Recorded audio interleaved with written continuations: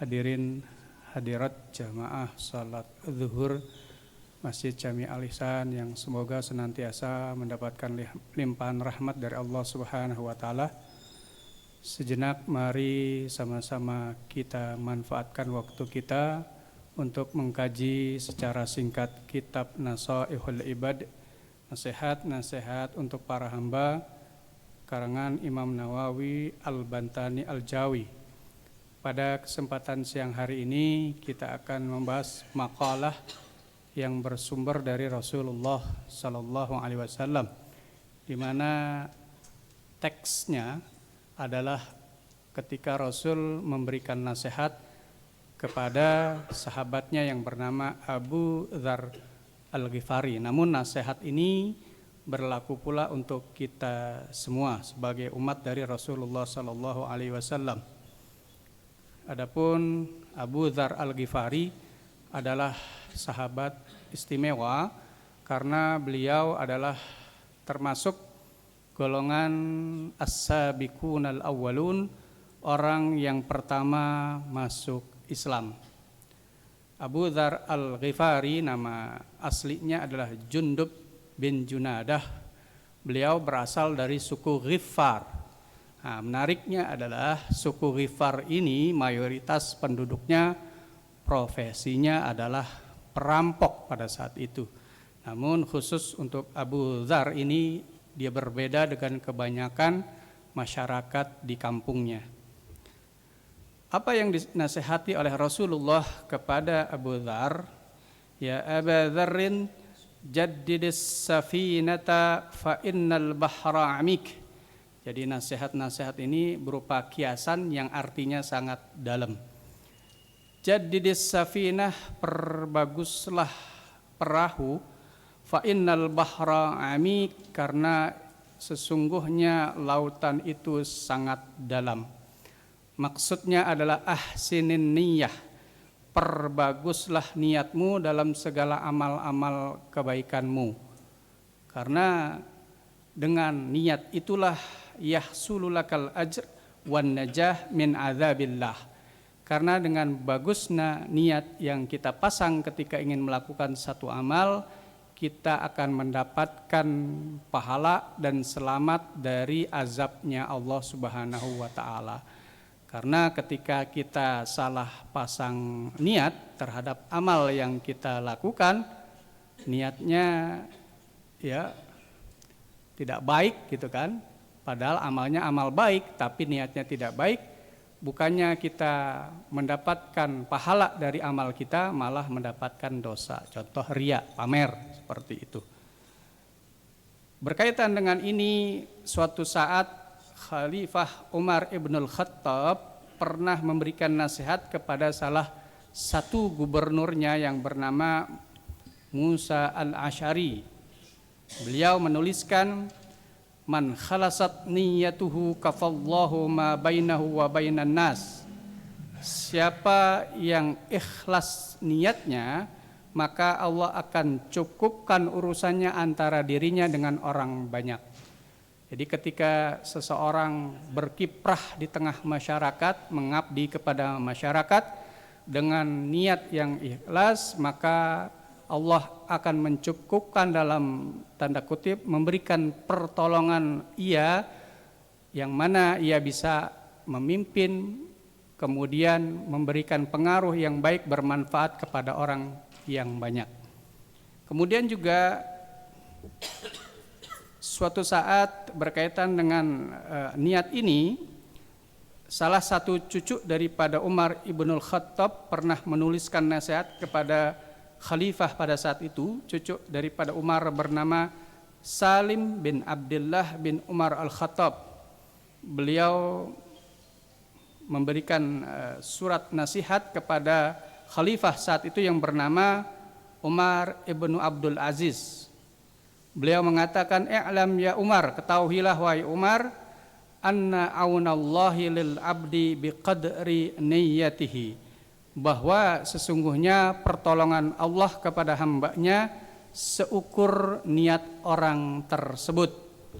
Faman khalasat niyyatuhu tamma'unullahi lahu maka siapa yang ikhlas niatnya, maka sempurna pula pertolongan Allah kepada orang tersebut.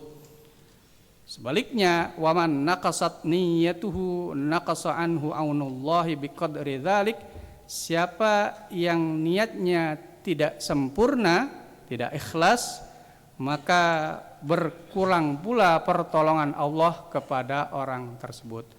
Artinya ketika kita ingin mendapatkan pertolongan yang sempurna dari Allah dalam aktivitas-aktivitas kita, maka ikhlaskan segala amal kita, niat karena Allah Subhanahu wa ta'ala. Kemudian yang kedua, nasihat Rasul kepada Abu Dzar Al-Ghifari, wa khudhiz zada kamilan, carilah bekal yang sempurna, maksudnya bekal yang banyak dari sisi kuantitas maupun kualitas. Fa innas safara, karena yang namanya perjalanan kita menuju akhirat, ba'idun, amat sangat jauh, fi ghayatit ta'bi, dan juga melelahkan. Ya, di mana perjalanan kita menuju akhirat ya diawali dari alam kubur. Karena innal qabra awwalu manazilil akhirah. Karena yang namanya kubur itu awal kehidupan akhirat.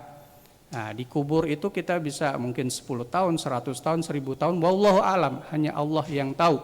Dan di alam kubur hanya dua keadaan, nikmat kubur ataupun siksa kubur. Itu tergantung amalan kita ketika hidup di dunia, itu baru alam kubur.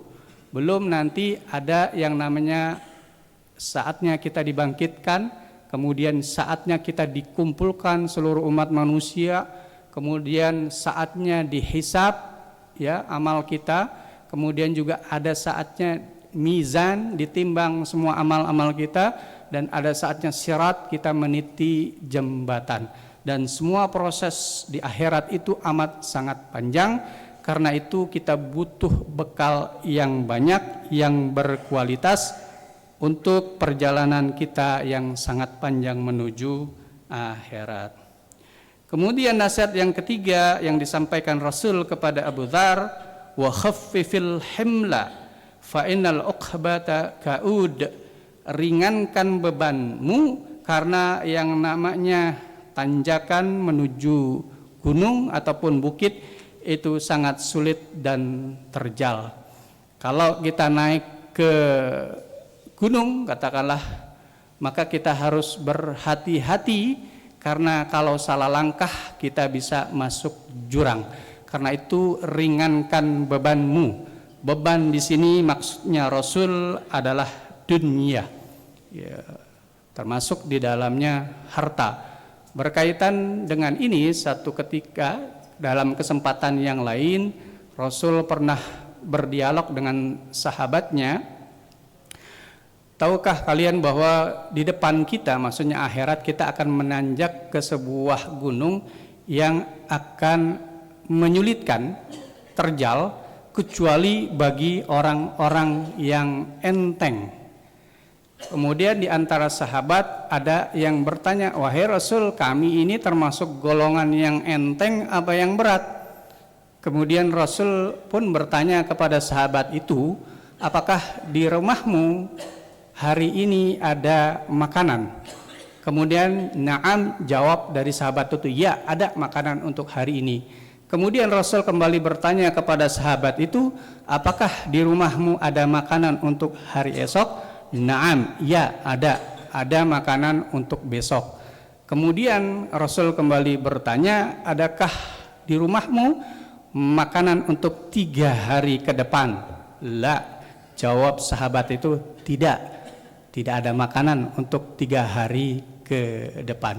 Kemudian Rasul pun menjelaskan, sesungguhnya ketika di rumahmu ada makanan untuk 3 hari ke depan, maka kamu termasuk golongan yang berat. Artinya pelajaran dari dialog ini adalah jangan menumpuk-numpuk harta. Karena ketika harta kita banyak, maka akan membuat kita melalui proses yang panjang menuju akhirat. akan ada yang namanya audit hisab atas harta-harta yang kita miliki. Oleh karena itu Rasul menasehati agar ringankan beban kita menuju akhirat.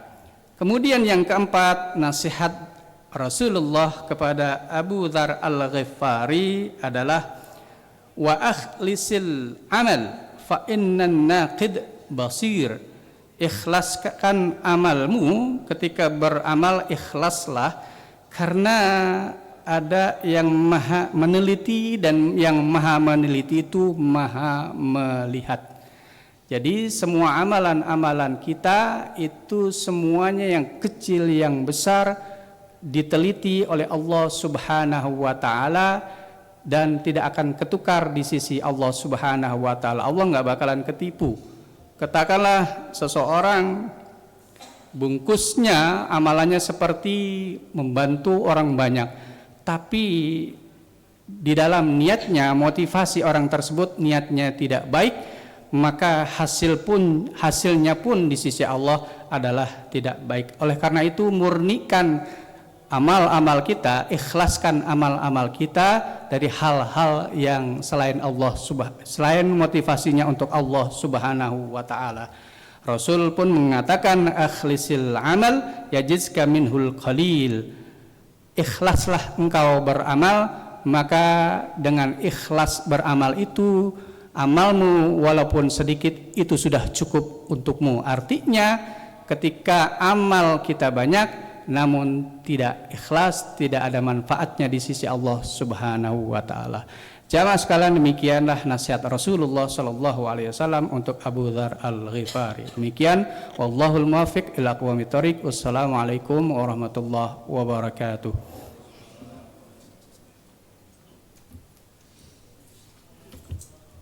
Sembuh, Pak.